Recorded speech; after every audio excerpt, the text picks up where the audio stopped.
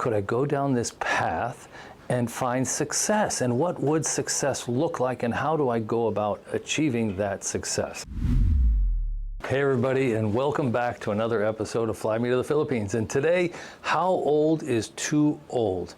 Now, many of you know that I'm 68 recently, and I am in a 37-year age gap relationship with Chrissy, who's 31.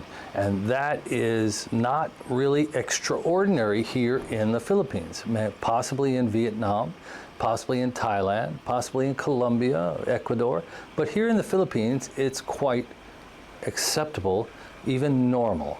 And many of my consulting clients are asking me, am I too old? How old is too old? And should I be looking for an older woman because I'm already in my late 60s, or I'm in my mid to late 70s even?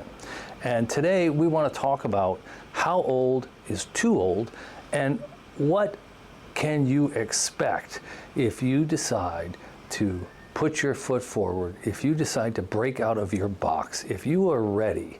You've watched enough YouTube, you've seen my lifestyle, you've seen the way your pension dollars can go farther, you've seen how amazing Filipina Chrissy is, and you ask yourself, is it possible? Is it actually possible? Could I go down this path and find success? And what would success look like, and how do I go about achieving that success? Now, there's lots of housekeeping logistics that you need to take care of. You need to make sure you have your money, you have your telco, all your banking, and your accommodations are taken care of, and your personal safety. You need to handle your family. I talk to men in their early 80s and men in their 40s. And I get a wide variety of clientele that have different beliefs. They come to the table with a set of beliefs. Some men see their value as quite high, even though they're in their early 70s. Other men don't value themselves quite enough, even though they're in their mid-50s. Some men are quite handsome and vigorous in their early 70s and have resources and have a dream of living a life with a woman like Chrissy, and other men just are a little confused. And what we want to talk about today is how you go about approaching the process of finding a Filipina and getting the right Filipina for you. Now, you've all heard the classic best practices: never, ever, ever send money to a Filipina you haven't met. And it's worth repeating. Never, ever, ever send money to a Filipina you haven't met, because we are men and we're extremely visual, and we can just jump on our white horse, and it's only a few dollars. And you know, the number of times I meet men who've sent money that they shouldn't have, and they know they shouldn't have, but you know, it's not a lot of money and they're willing to let it go. It's just, it's quite often. It happens very, very often. So you just have to always tell yourself you're never going to violate that rule. And that's the easiest way to find success, because anytime you're asked to violate that rule, you're probably with the wrong woman. A woman who is willing to ask is not someone who's looking long term. She's managed to survive before she met you, and now all of a sudden she needs your financial assistance. There's a problem there. It's a huge red flag. Now, let's go back to our premise here, which is how old is too old? Chrissy and I have received pictures of a client in his late 70s wearing a Speedo, who looked crazy fit, and he wanted us to guess his age, and he turned out to be in his late 70s, but he looked like he was 60 years old. He was still working, he had a very prestigious job, he did international travel, and my advice for him is get busy, because you know, 80 is probably a little bit late for this journey. If you're 80 or above, you're probably going to be looking for a woman in her 40s or 50s. But if you're mid-70s or younger, you should be looking for a woman in the sweet spot. And the sweet spot is women between the ages of 28 and 32. And the reason I call it the sweet spot is because at the age of 30, women in the Philippines are called leftovers, and they lose status, and their opportunities for their future are very, very bleak. It's unfortunate, it's just the way it is. And those Filipinas who have initiative, who have self-worth, who really are willing to take risk, they'll pursue one of two paths. Either they'll pursue an overseas foreign worker path, where as a elder care nurse or a housekeeper, a nanny, they can make more than an airline pilot here in the Philippines, and their status within their family will skyrocket. Or option two, they can go online to one of the online dating sites, and they can meet a Western expat who will eventually marry them, and they can get into a relationship with that man, and their status will skyrocket, even more than if they're an OFW. They may, after a number of years of marriage, end up owning a home and have the ability to help other family members. And you will find in that sweet spot women between the ages of 28 and 32. Now, many of these women will have one or more children. And as you know, Chrissy has a 5-year-old son who lives with us now, and he's been here now for 60 days. He started private school last month, and Chrissy's father has moved in also with his wife to help us manage the house and to help take care of CJ. And it's been a very remarkable experience. In the Philippines, they have a culture of the family collectively raising children. Quite often, if a woman goes off to be an OFW, she will leave the child at home or children at home with her grandmother, or the grandmothers will take turns, the aunts, the uncles, everybody helps to raise the child. And she might not come home for 3 years. And when she does come home, she might only come home for 3 weeks, and then back to Saudi Arabia, she goes back to Taiwan. People will view her status as very, very high. They will help with the child care duties. They will raise the child as their own. And there's video chat nowadays. And so if she gets into a relationship with an expat or a foreign man, they will consider it very, very similar. And you will be able to travel. You will be able to, as Chrissy and I, we spent the first year on our own because it was very important for us to mesh and guarantee that we really knew each other well and we were prepared to commit. And once we'd spent a year together, I felt it was important to bring her son to our house. And we had tested.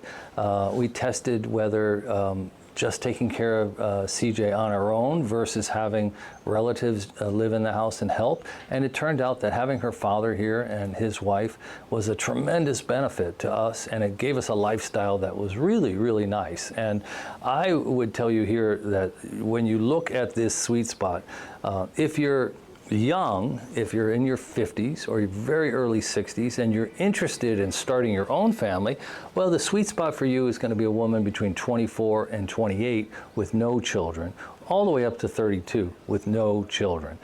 That's your sweet spot. You should be able to find a college-educated girl without children, and if you want to have children and you're either willing to bring her back to the West or you're willing to move here and raise a family, then you should consider that to be your sweet spot. If you do not want to have children, then 28 to 32 with one child would be what I consider the sweet spot. Possibly 2 children if they're maybe 8 and 12 years old.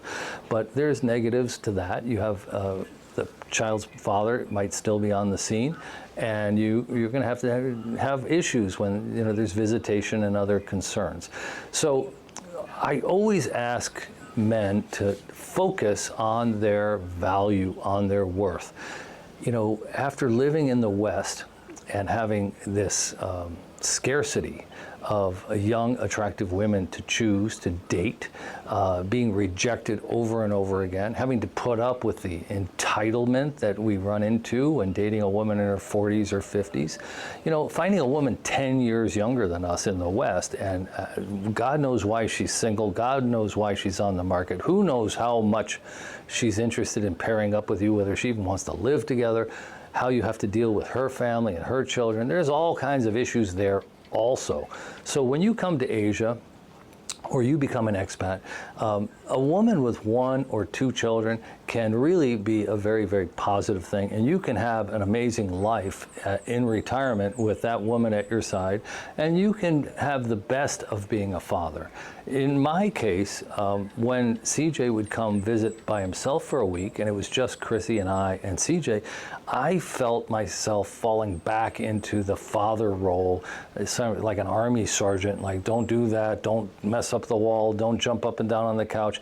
And I took it upon myself to sort of raise him as his father, and it was like a full-time job, and it was quite tedious, and I wasn't sure I wanted to do that. And then, of course, if you're heavy-handed, you get negative feedback.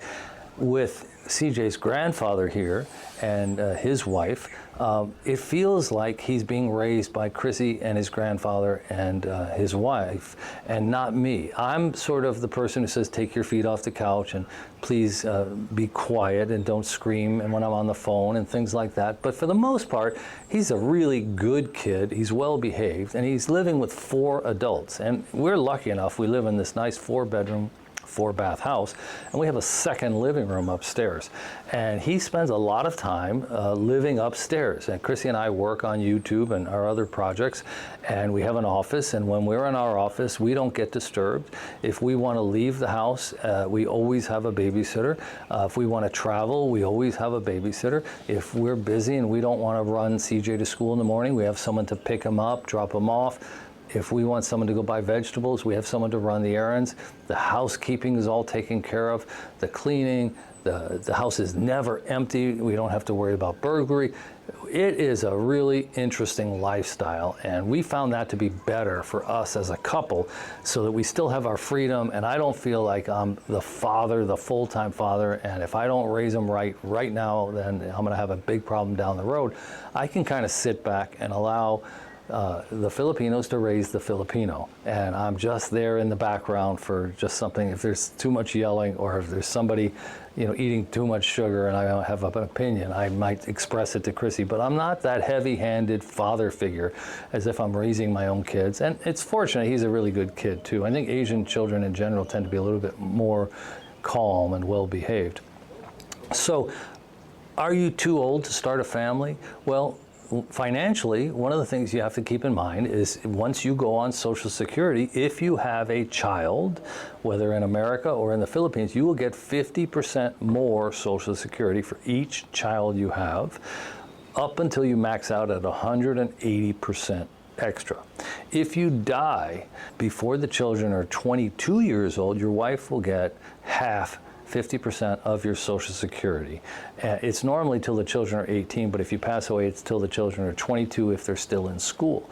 So you could come out here at 75 years old and have a child, and the woman that you marry and have a child with will be taken care of for at least 18 to 22 years, regardless of whether you're here in the picture or not, just by Social Security. And here in the Philippines, half the average Social Security salary is typically what an airline pilot makes in the Philippines.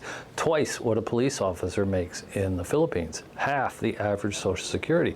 So that's a pretty secure way to go. Why would a 75-year-old man be seen as an attractive option to a young, beautiful Filipina? Well, if she's got one child and she's facing the leftover status, she doesn't want to go work overseas and abandon her children and be gone for 2 and 3 and 4 years at a time. Being with a worldly, handsome, resourced Western man could be a highly attractive option to her. She will actually find you attractive. Now, could we be pulling the wool over our eyes? Is it only about the money? Perhaps. But I can tell you that up until I met Chrissy, I had never been in a relationship with a woman who wasn't my own age. My wife of 27 years was 1 year older than me, and after my divorce, I dated women roughly my own age. I feel exactly the same in my relationship with a 31-year-old as I did with those other relationships, except it's better. She's certainly younger, and she has a youthful vitality, which is exciting and I feel like keeps me young. We work together on this YouTube passion project, and that's exciting and fun and sometimes frustrating. Don't forget to hit the like, subscribe, and notification bell if you would. That would help us a lot. But I'm here to tell you, gentlemen, you have to recognize your value. When you set out looking for a Filipina, there's 3 potential avenues. They all require patience and persistence. Patience and persistence. The expats who've been here, who've been successful, when you ask them what's the key, they all say patience and perseverance, okay? So there's 3 ways to go about it. You can go online and you can search online. And if you're not planning to come to the Philippines, and if you're hoping to get lucky, and if you see it as luck in your brain, if you think I'm 75, I'm 71, I'm 78, I'm 69, I'd have to get lucky for any young, beautiful, vivacious, sexy Filipina to want to be with me, well, then you have the wrong mindset and your chance of getting lucky is not too good. But if you've been watching this channel and you've heard me say that you are the desired one, you are the desired commodity. The marketplace of supply and demand is such that you are in demand. And if you're 69 and you have a positive outlook, or 75 and you have a positive outlook, there is absolutely no reason for you to think that you need to get lucky. You just have to break out of your static box, get off the couch, turn off the YouTube after you watch all of my videos, but turn off the YouTube after a little while and start making some steps. Start making some steps in a direction. You have to take action. You have to play to win. And so in order to win, it's really important that if you're going to go online, you don't have this mindset that I have to be lucky. You have to have a mindset that I am worthy. I love myself. I deserve to be just as successful as Rob. Sit on a patio like this, overlooking this gorgeous canyon and this beautiful Philippine weather with a woman like Chrissy. It's all very possible, whether you're 75, 65, 55. And gosh, if you're a digital nomad, your world is totally possible.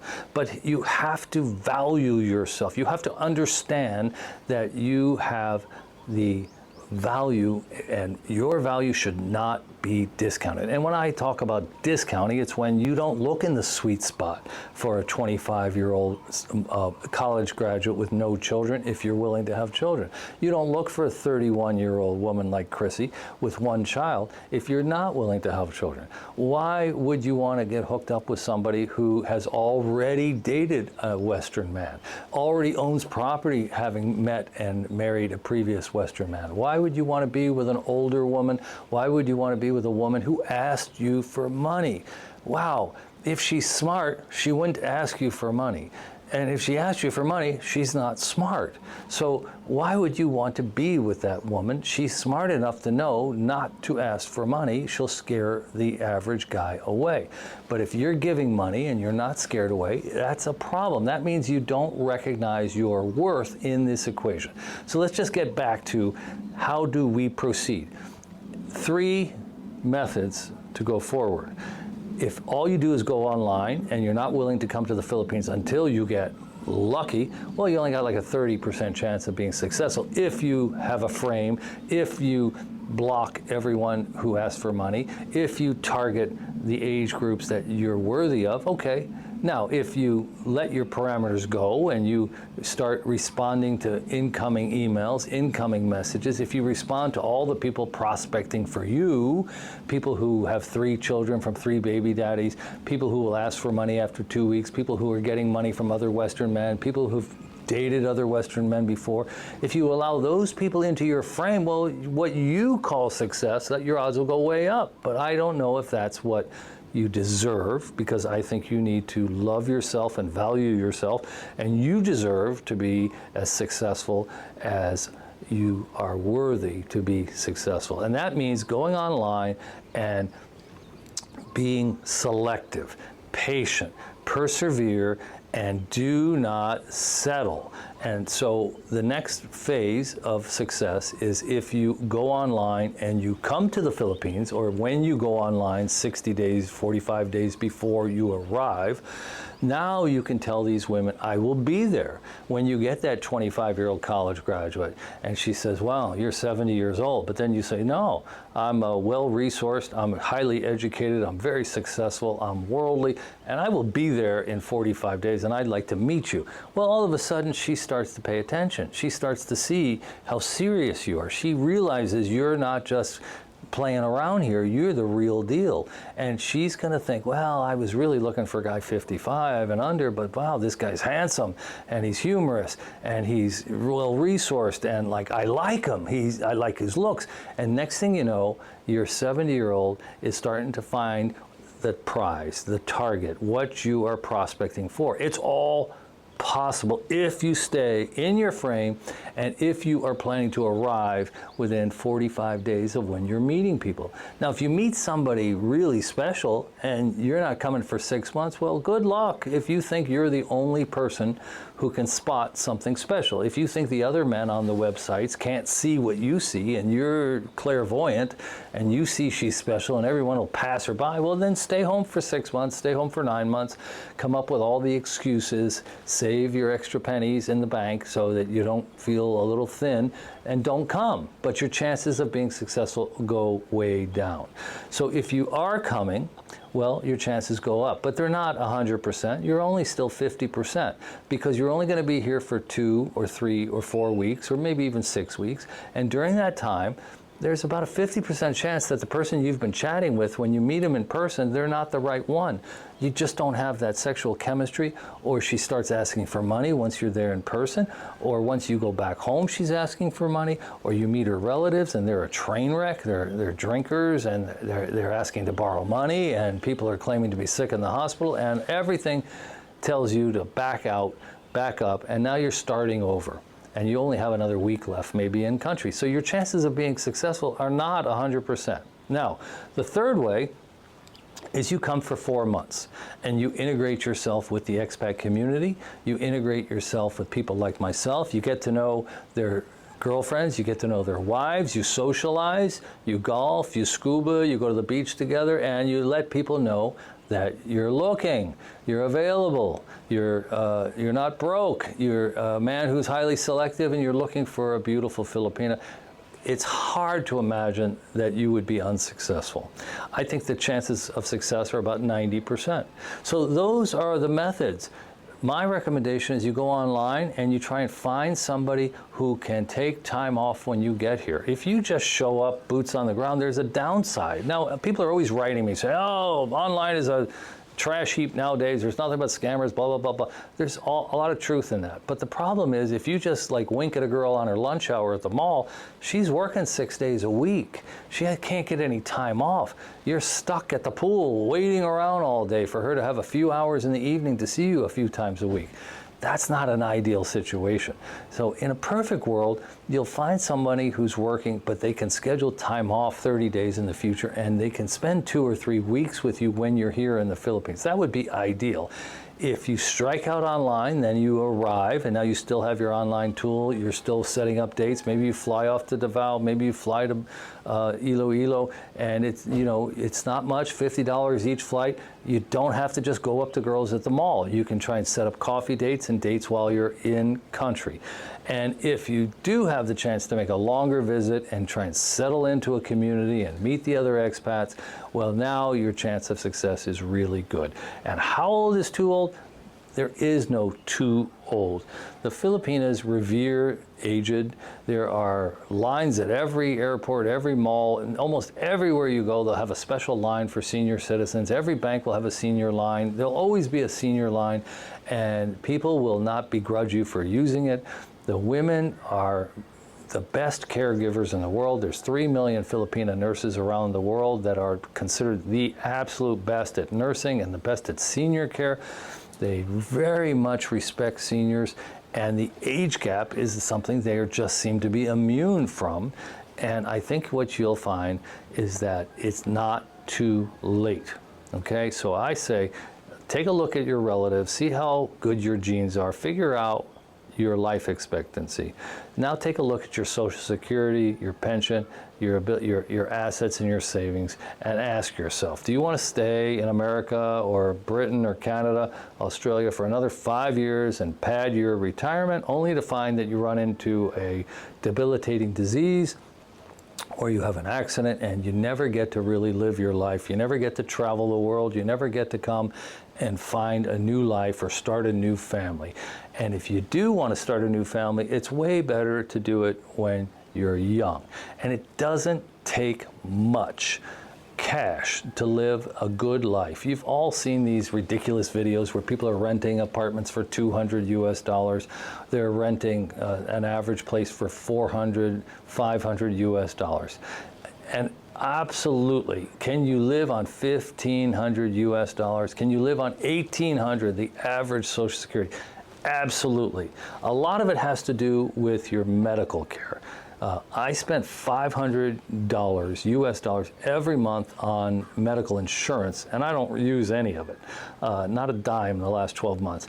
And I pay $400 to keep my US-based Part B and a supplemental and a prescription plan, and I pay $100 a month roughly here in the Philippines for accidents and emergencies. So if you are on a $1,500 or a $1,800, well then, you know, that's a big chunk of it if you choose to do it the way I do. A lot of guys will not do it that way. They are gonna take an Advantage plan or an HMO, and that could cost $0 versus my $230. They won't take a prescription plan versus my $40. They will have their Part B $180 a month removed. Now you can have it removed, you'll save the $180, you'll pay a penalty for every year 10% to have it reinstated. The medical is a big part of whether you can afford to live on $1,800, the average Social Security. But you absolutely can, and there is an abundance of women who will find you highly, highly attractive. There is no too old. It's just whether or not you can use your imagination. And the reason you're watching this video is like, you've seen this guy, Rob, he's 68 years old. He's got this drop-dead gorgeous Filipina, and look at the rapport they have, and look at how they live their life. And wow, this is something that interests me. Before I was making this video, I was you. I was sitting in Arizona in the United States, and I was watching other vloggers and their wives and their girlfriends, and I was going, wow, I wonder if I could do that. I wonder if I could meet somebody like that. And for me, I had some frustrations initially, and I didn't really value myself properly. I didn't understand my potential, and maybe I got lucky, but now that I am here, and now that I'm in this relationship with Chrissy, I'm here to tell you that the way you should properly look at it is that it's absolutely possible and that you absolutely deserve it, and this is how you do it. Be highly selective. Value yourself. Do not send money. Do not deal with people who don't fit in the sweet spot of what it is that you're looking for. Do not settle. Do not allow yourself to settle. You wouldn't buy, if you went out looking for a home with a realtor and you could afford a $500,000 home, you wouldn't buy a $100,000 home just because the realtor took you there. That's not who you are. But it's because you believe in your ability to buy a $500,000 home. You have to believe in your ability that you can meet a woman like Chrissy, that they exist, but they don't jump out of the trees at you. What jumps out of the trees are all the scammers, all the people who are prospecting for fools who will send money, fools who will be taken advantage of, people who will move a 20-year-old to America and then 2 years later she's off, people who will spend money on relatives who aren't working, people who will think that grandma's really in the hospital and send $2,000 before they even arrive and meet the girl. There are a lot of people that are making a business out of this, and there's organized crime that are hiring hundreds and hundreds and hundreds of these romance scam workers. Quite often they're Chinese nationals overstaying their visas and causing trouble there. But you are able to navigate this nonsense by ignoring the people that are prospecting for you. Those people are writing to you, they're touching you, they're trying to work a script. They have a formula, and it's worked and it's worked, and it'll work on you if you allow them to get inside your space. So there is no too old. There is no too young. What there is a surplus of old school, syrupy, sweet, beautiful Asian women, Filipinas that speak English, Filipinas who will love you despite the age gap difference, and opportunity exists. And if you are interested, then you should watch more of these videos, and feel free to contact me for a 90-minute personalized consultation. Till next time, from Fly Me to the Philippines, Chrissy will be back. Here's the Zumba.